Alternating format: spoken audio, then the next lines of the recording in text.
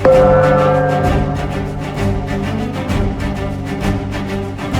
folks, it's Gregory here with Old Europe Antique Home Furnishings in Austin, Texas. It's January 15th, 2023, and we've got some really neat things to look at today. I want to talk about the Breton style of furniture.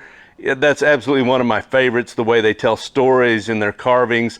I want to talk about some glass wine bottles and carboy, where that gets its name and what it was used for.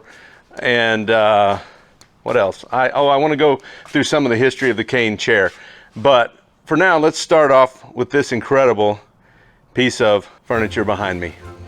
Let's just go ahead and zoom in on some of these carvings. One of my favorite things about the Breton style is the carvings.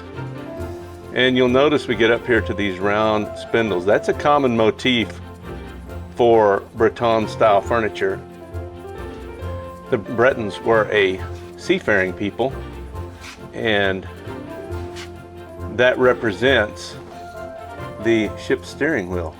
In fact, when the Romans under Julius Caesar conquered the region that we now know as Brittany in 58 BC, they called it Armorica, which meant coastal region. Got the church in the background there.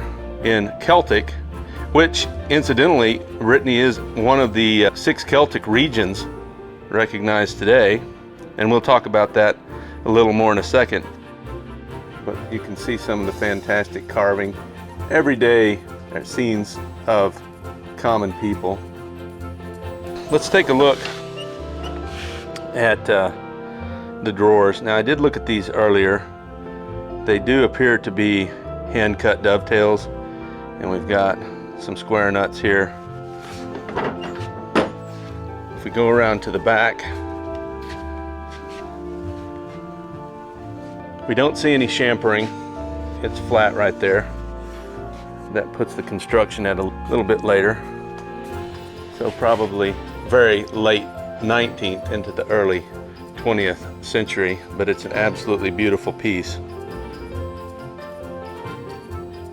Now let's move on over here and we'll take a look at a few other things, and then I want to go into the room next door and we'll take a look at some more Breton pieces. So before we do that, I do want to point out this set of chairs. You see those? There's 14 of them. Okay, let's take just a few seconds to talk about these caned chairs. Interesting thing about that, the caning is an influence from the Far East, I believe India, and there are 14 of these chairs in this set. 2 of them are armchairs, but they're a little hard to get to, so we'll just take a look at these 2. And what you can see here is a motif that was quite common around the third quarter of the 17th century, when the monarchy was restored to Charles II after Cromwellian rule, and you had a lot of this caned furniture being produced because they needed to replace a lot of furniture after the Great Fire of London in the 1660s. So a little bit of trivia about caning. Now, those chairs are not 17th century chairs. Nonetheless, they did copy the motif. Before we go into the other room, I want to take a look at this beautiful Breton hall bench. And there is a perfect example of the circular motif with spindles in it. It represents a ship's steering wheel. Since we're talking about ship's wheels, I thought it might be useful to show you some real life examples. Now obviously I don't have any reason to believe those are Breton, but nonetheless you can really see where that motif comes from that they use in the furniture. All right, now let's go right over here and take a quick look at something that I wanted to look at last time, but we didn't get to it because I forgot about it. And that is this incredible polychrome architectural element. Now that is a little over 100 inches long, and as best I can tell, it's 18th century. It's absolutely phenomenal. There's a little key that you can open up that door with, and I do think it was quite possibly in a church, because each one of those little niches there with the blue backgrounds could have held a Santos or a carved figure of some kind. Just a fantastic piece. And when I say polychrome, really all that means is many colors, multiple colors. Fantastic ecclesiastical architectural piece. All right, now that we've seen the architectural piece, I'm going to snap my fingers and we're going to appear in the room next door so we can look at some more Breton pieces.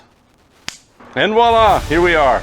Okay, let's carry on with our examination of these Breton pieces. Here you can see a nice example of a Breton server. You've got the ship's wheel motif right here. Just a really nice piece. If we come around to the back, you'll notice once again in between the styles, the backboards are flat. They're not chamfered. Take a look at the dovetails there. Now here we have an older piece, and it's darker, probably chestnut. They used a lot of chestnut and some oak, but if we look around here on the back side of this piece, you can see that the panels in between the styles are chamfered. That indicates to me that this might be a little bit older than the other two we looked at. Now, it's kind of crowded in here, but this is an example of a Breton table. You can see right there.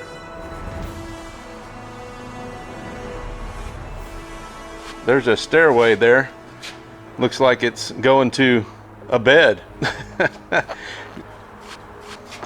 But let's get back to the history of the Bretons for a moment.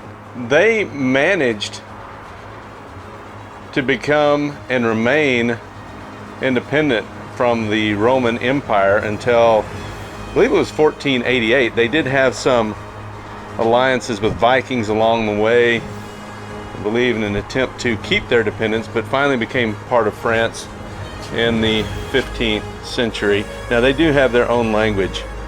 It's a language that's Celtic in nature, similar to what you might find in Cornwall or Wales.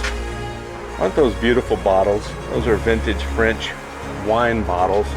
And green is the standard color for French wine bottles for a very specific reason. It helps to prevent oxidation from exposure to the sun.